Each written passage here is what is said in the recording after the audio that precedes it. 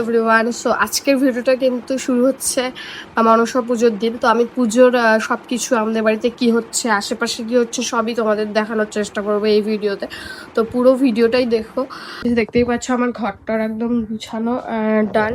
তো এখন আমি টুকটাক কয়েকটা কাজ করে কিন্তু স্নানটা সেরে ফেলবো। আর স্নান করে আসার পরেই তোমাদের সাথে দেখা হচ্ছে আর দেখাবো পুজোটা।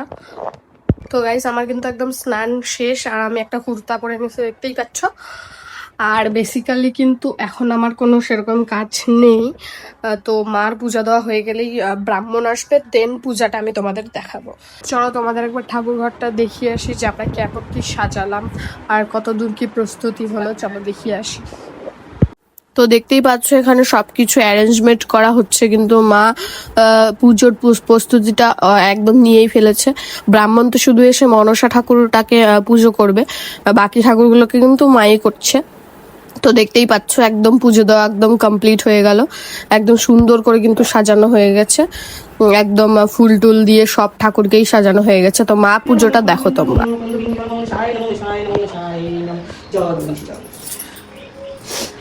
এতে গন্ধে পুষ্পে ঘটং ওম সুরকিতে বেইনম এতে গন্ধে পুষ্পে ঘটং ওম সুরকিতে বেইনম এতে গন্ধে পুষ্পে ঘটং ওম সুরকিতে বেইনম এসো দুর্গা ঘটং ওম সুরকিতে বেইনম এসো দুর্গা ঘটং ওম সুরকিতে বেইনম তুমি তো পাটং নাম ওম সুরকিতে বেইনম এসো শঙ্কর শাখা ওম সুরকিতে বেইনম এসো শঙ্কর ওম সুরকিতে বেইনম এসো মহাদেব ওম সুরকিতে বেইনম এসো কংস মাদা সুইনম। দেখলে তোমরা যে মা কিন্তু পুজোটা দিচ্ছে, নর্মাল যেটা পুজো হয় সেটা কিন্তু মা দিয়ে দিচ্ছে। এরপরেই কিন্তু ব্রাহ্মণ আসবে, দেন মনসা পূজাটা স্পেশালি হবে। তো তো ব্রাহ্মণ আসতে যেহেতু একটু সময় আছে, তো এইদিকে কিন্তু আমাদের সব অ্যারেঞ্জমেন্ট হচ্ছে।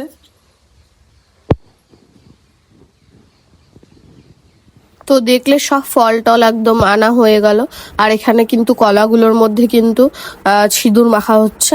আর এই কলাগুলো কিন্তু আমাদের বাড়ির কলা, দেখে তোমাদের মনে না হতে পারে, বাট এটা আমাদের বাড়ির। আর এখানে দেখো যে মা কিন্তু সুন্দর একটা পদ্ম ফুল দিয়ে দিচ্ছে মনসা ঠাকুরকে, আর মা নিজে থেকেও একটু পূজা দিয়ে দিল। দেন ব্রাহ্মণ আসবে, তারপরে ব্রাহ্মণ নিজের কাজ করবে। এখানে কিন্তু সাজানো হয়ে গেছে ঠাকুরকে, দেখতেই পাচ্ছ তোমরা সবকিছু। আর এখানে কিন্তু সব প্রসাদ অ্যারেঞ্জমেন্ট করা হয়েছে। এখানে 5 ফল, তারপরে অন্যান্য সব ফল কিন্তু একদম সব রেডি হয়ে গেছে, শুধু এখন ব্রাহ্মণ এসে পূজাটা করবে। আমাদের কিন্তু সব অ্যারেঞ্জমেন্ট কমপ্লিট। তো ব্রাহ্মণ কিন্তু চলে এসেছিল একটু আগেই, তো তারপরেই পূজা শুরু করে দিয়েছে। তো এই রোদের মধ্যে আর কি এখানে পূজাটা দিতেই হচ্ছে, কারণ গুরুর থানে পূজা না দিলে কিন্তু মন্দিরে পূজা হয় না, মানে গুরুর থানে ফার্স্টে সবসময় পুজো দিতে হয়। তো তাই রোদের মধ্যেও ঠাকুরমশাইকে দিতেই হচ্ছে পূজা, তো কিছু করার নেই। আর এখানে কিন্তু সব গুরুর থান থেকে এদিকে এক এক করে সব ফল থেকে শুরু করে ফুল থেকে শুরু করে সবকিছুই আনা হচ্ছে। যেহেতু আমরা মন্দিরে সবকিছু রেখেছি, সেহেতু এখানে পুজোটাতেও তো সেম জিনিসই দরকার।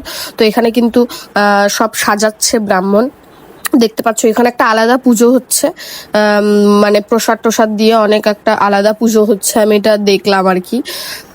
আর দেখতেই পাচ্ছ যে ছাতা নিয়ে দাঁড়িয়ে আছি আমরা, কারণ কিছু করার নেই, এত রৌদ্র।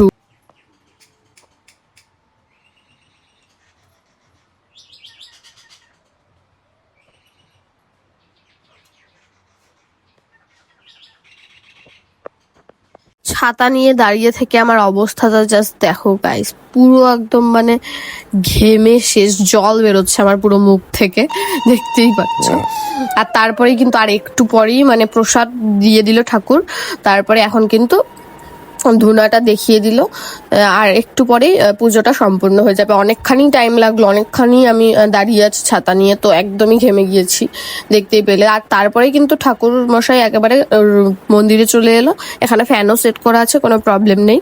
তো তারপরে একদম সুন্দরভাবে এখানে এসেই সাজিয়ে দিল। আর আমি হেল্প করছিলাম বলে পুরোটা দেখাতে পারিনি, এই কলাগুলো দিয়ে কিন্তু সাজানো হয়েছে, দেখতেই পাচ্ছ তোমরা, পুরো একদম আমি দেখিয়ে দিলাম।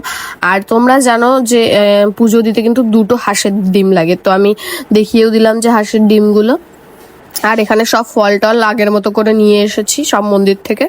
আর তারপরেই কিন্তু মা নিজের মতো করে গুরুর থানে পূজা দিতে চলে এলো, কারণ ঠাকুরের দেওয়া হওয়ার পরেই কিন্তু মাও দিচ্ছে, কারণ প্রণাম করতে এসে মা পুজোও দিয়ে দিল একেবারে। আর তারপরেই কিন্তু শুরু হলো ঘরের পূজাটা, একদম মেইন যেটা পুজো। খুব একটা সাইলেন্টলি আর কি পুজোটা হয়েছে, ওই জন্য আমাকে এখানে বলতে হচ্ছে, কারণ এটা বেসিক্যালি আমাদের এরকমই নিয়মটা আর কি, প্রতি বছর এটাই হয়, তো এভাবেই পূজাটা হয়।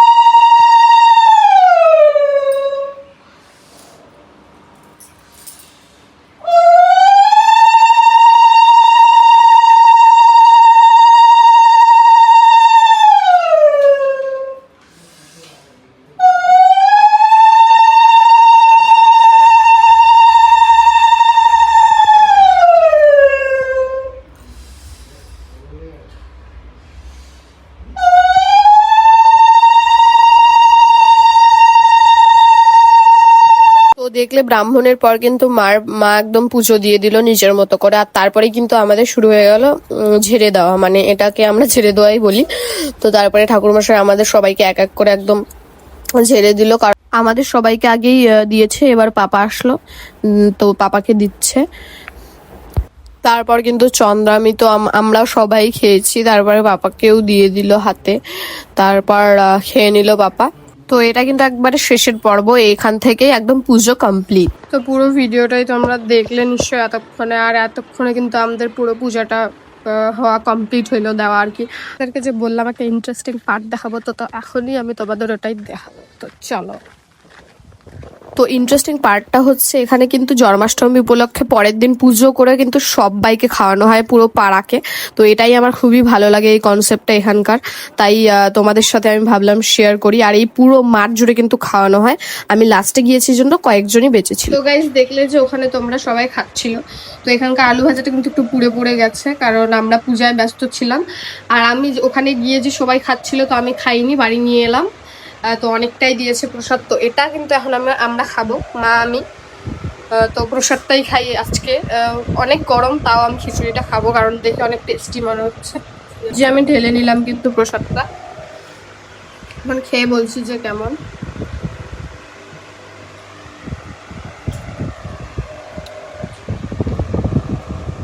প্রসাদটা অলওয়েজ টেস্টি, সত্যি অসাধারণ হয়েছে। আর পায়েসটা এখানে মেল্ট হয়ে গেছে পুরো একদম।